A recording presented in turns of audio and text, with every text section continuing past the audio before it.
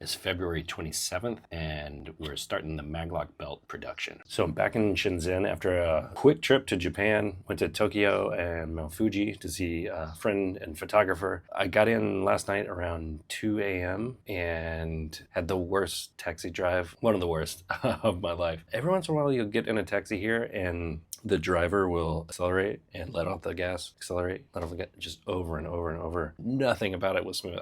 By the time I got here, I was almost sick, but that'll happen every once in a while. And I've only experienced that here. Then I got a little bit of sleep and got a message from the factory saying that they were ready to start production. They initially weren't going to start until the 3rd, so I thought I had a weekend to rest and catch up after the trip to Tokyo, but they're raring to go, so I'm going to get over to the factory this morning. There is one issue that they want me to review. It looks like the Silkscreen placement was a little off, so I need to go review to see if it's going to work in production.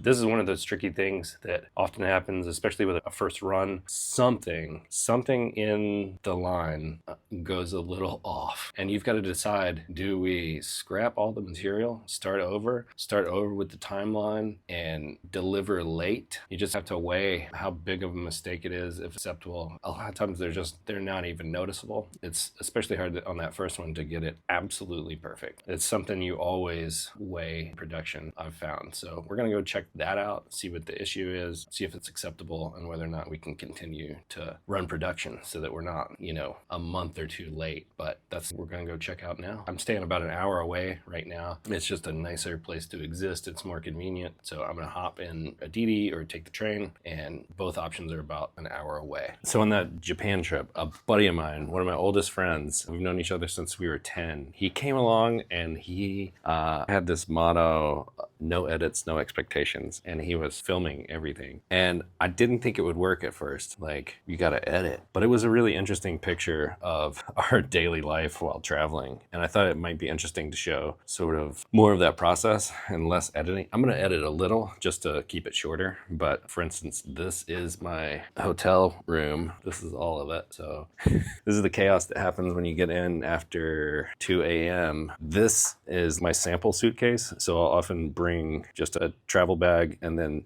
a suitcase full of samples and supplies when I'm working a long time here. It's a cool little hotel, birds outside, there's like a garden view. Whenever I go to the factory, I have to pack up all this. I usually have a lot more. I haven't unpacked everything. I even bring like a canvas lamp. This thing is awesome. So this allows me to do hands-free videos so that I can either show process or show the factory what I'm doing. It's just a little peek into the little tiny space where I'm staying here. This is what I usually walk out the door with. I've got my Craig Hill sling, and I keep, it's awesome because it's got this big pocket here, and I can keep anything that I need to get to quickly here, usually in the front of me. So I had a power bank. It got confiscated last night at the Shenzhen airport. It didn't have the right certification, but I've got my laptop back here, and I'll go over files with the factory while I'm there. iPad back there. Also keep like more samples and stuff that I need to have with me. So this is usually sort of what I walk around with when I go into the factory. So this is the little place where I'm staying. They've got these little villas and then breakfast every morning on this patio. It's an awesome little spot. Just a nice street where down in that direction, it's a lot busier. It's just a nice little walk. So what I'll do is I'll walk down this way. I'll Didi just through an app. It's China's Uber. So I'll come out to this street. There's actually a soccer field over on that side. Just a nice quiet street. Most of the busy stuff is in that direction down there. Just pull up the app and get to the pull up here and then take about a $12 hour-long taxi ride. Good news, the hotel actually had a power bank that I could borrow, so back in business. All right, here's the taxi.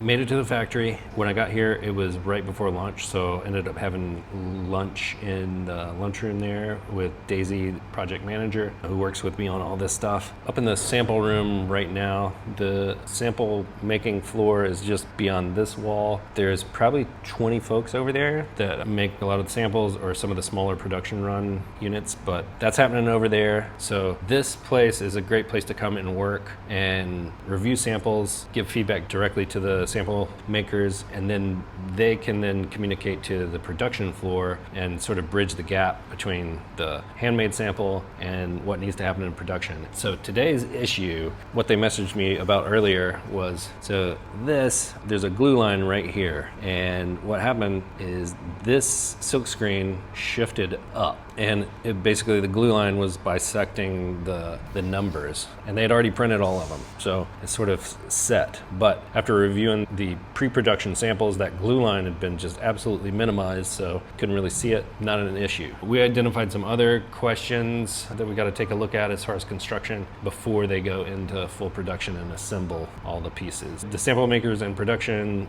they're actually off troubleshooting some stuff, and they'll come back. So I'll just work from here for the rest of the afternoon. I've got my iPad as the second screen here, and I'm actually reviewing some of the CAD. We went over the buckle CAD, and we're taking a look at the thickness of these magnets. We changed the orientation of these magnets so that the lid would just go in one way instead of both ways. But the magnets, after sampling, we see that we need to increase the thickness of the magnets so that they're not so brittle in production, because it can be a pain to put the magnets together and assemble without breaking them. So we need to thicken those a little bit. So I'm going to do that. I'll change that CAD this weekend and come back. It takes about 3 or 4 days once I update the CAD for them to get me a new CNC sample that I can then hold and test. So if this next iteration is approved for production, we'll approve that and send these off to get produced. It's really good to come work here close to the factory because you can have those conversations. It's really difficult to get it done efficiently over Zoom,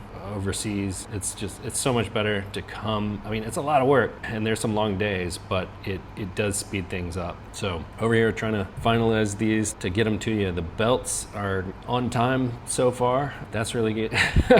Fingers crossed. I hope that continues. The buckles, those will probably be shipped later separately. So we'll keep you updated on that, but we're gonna keep plugging away. And I've got some new 3D samples of the buckles, which as of today, those 3D prints are out of date. Once we discussed the changes that need to be made. Each one of those iterations costs a few $100 for me to build those samples, 3D print them, and so we'll see. Hopefully this next round will be the final one, and then we'll be able to move into production. And so whenever I finish here, I'll take a taxi or the train back to the hotel, and I'll start working on this stuff this weekend to hopefully get them updated files on Monday so we can just keep moving forward. I'm trying to wrap this up by the 15th of March. I'd love to get back home. At that point, it will have been 2 months, and this is a long time to be over here. I'm motivated to wrap it up and get things finalized, but also have to remain flexible. Here's the production floor. We're getting set up with the small pieces, and they're just stamping a few of the individual elements, and then those will get combined to the finished belt. So we're just building all the small pieces, or they are. They're doing all the hard work, but it's pretty cool to see. It takes a lot of work, a lot of folks to work together to build a single belt. And these guys are actually discussing an issue we had with how long to let the glue set, and that affected the strength of the pole. All right, so these are the elastic ones. These are hot.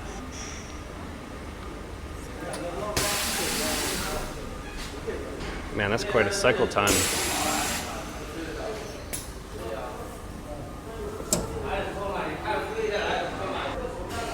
This is what the ends look like after they're pressed. It takes quite a bit of labor for each one. The cycle times are high, and there's just a whole lot of handwork.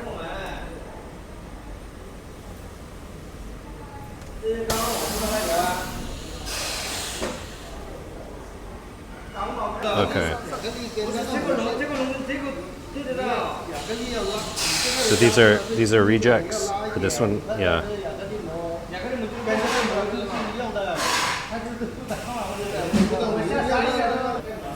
So this part of the process shows an extra lamination layer, and this is the glue that actually forms the structure of the protrusion or the recess.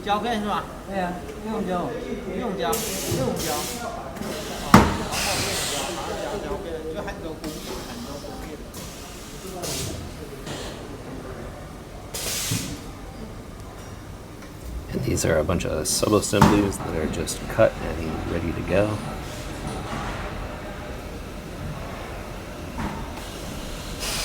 All right, other end of a long day. It is now 6 o'clock and I'm just leaving the factory, waiting on another DD. So I've got another hour ahead of me before I get back to the hotel. But had a good, productive day, and I'm gonna go do some CAD work over the weekend and have some new files for the factory then. All right, that's it. Here it is, closing time at the factory. Little badminton after dinner. This is sort of a typical factory area. Lots of tile. And this is in Longgang.